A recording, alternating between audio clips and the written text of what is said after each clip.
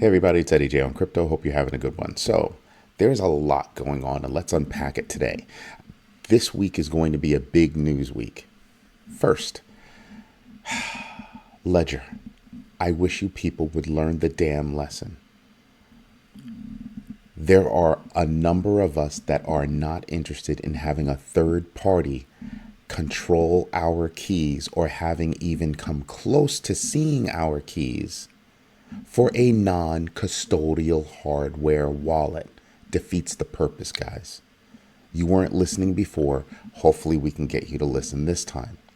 Instead of making it a mandatory upgrade for people that are not interested in the service, how about you make it an upgrade path for those that do want the service? Fork the upgrade. Let them have what they want. Let us have what we want. Until that happens, listen, I'm pretty much done with you guys. The hardware wallet is meant to secure transactions by which you guys do an outstanding job. That said, doing something like this, no bueno at all. Not feeling it, guys. Fix it. Coinbase's base quickly becomes the third fastest NFT layer 2 out there, surpassing Arbitrum, surpassing Optimism, surpassing even direct Ethereum transactions. Something to pay attention to. And I think it's because they support both NFT protocols. That's ERC 721 and ERC 1155. That's actually a big deal. They just got out there. So what does that say? It says that there is a big push, not even a big push. There's huge interest, right? There's huge interest in, I need some lotion, sorry. There's huge interest in NFTs and it's growing. And what else does it say? It says that, the interest is there. People are not necessarily sure about what they want to do. And Coinbase offers them a place where they can actually do this more easily, right? And learn about NFTs in a space that's easier for them to work in until they become a little bit more sure-footed and be able to do this using a non-custodial wallet. Now, that's actually big because Coinbase has a lot of customers. So this is going to draw more customers, right? Seems to make sense. And it's something that we should be paying attention to as people that are actually involved in the cryptoverse. At least I'm paying attention to it, right? Next up, we have PayPal. PayPal is out there and they're like, listen, we know we just got into this stablecoin game. And next up is going to be offering that stablecoin in DeFi spaces so that we can actually be a viable option versus USDT, which is Tether, and USDC, which is Circle. Wow. There are a lot of people coming out. There are a lot of people that don't like PayPal for numerous reasons.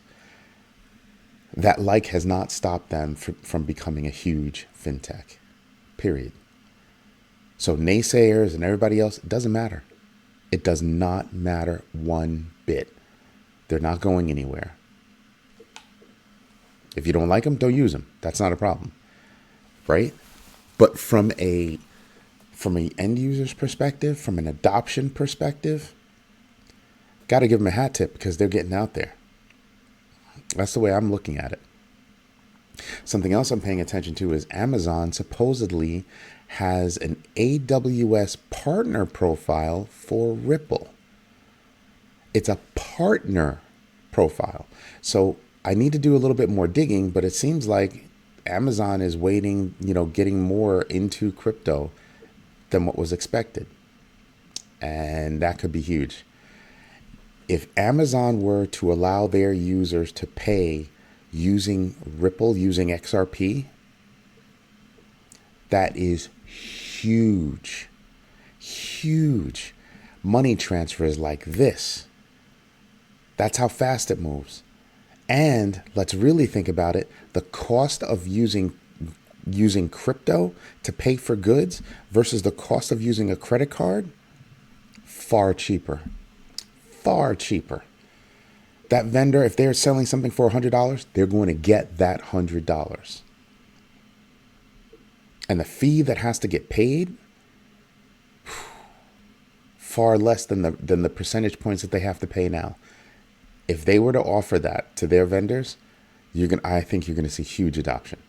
Huge adoption. It's gonna force everybody else to step up. This is one of the reasons why my hosting platform actually does that.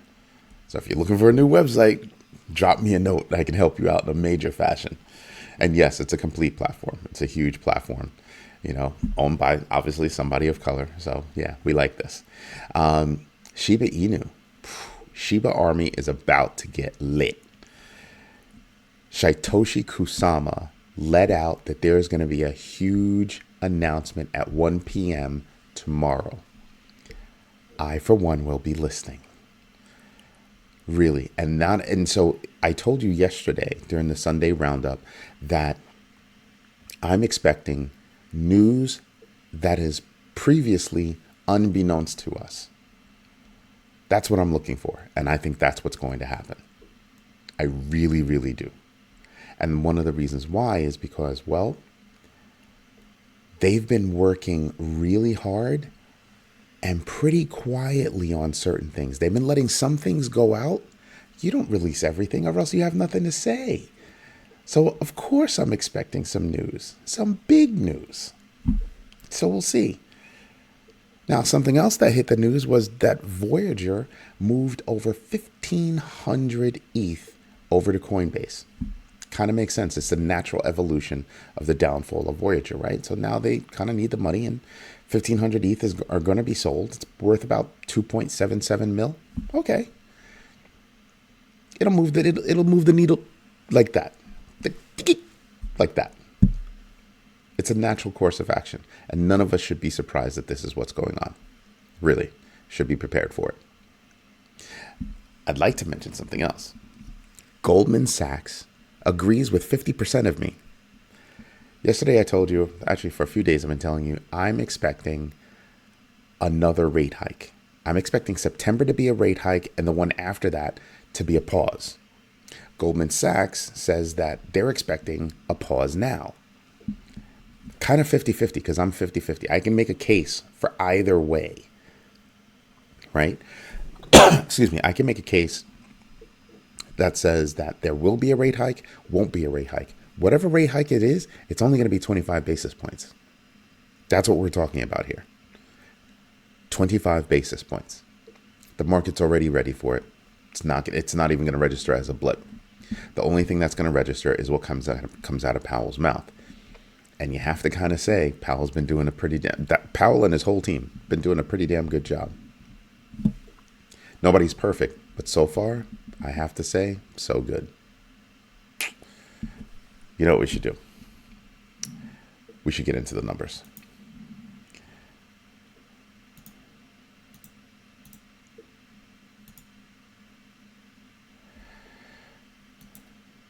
Why isn't it moving over?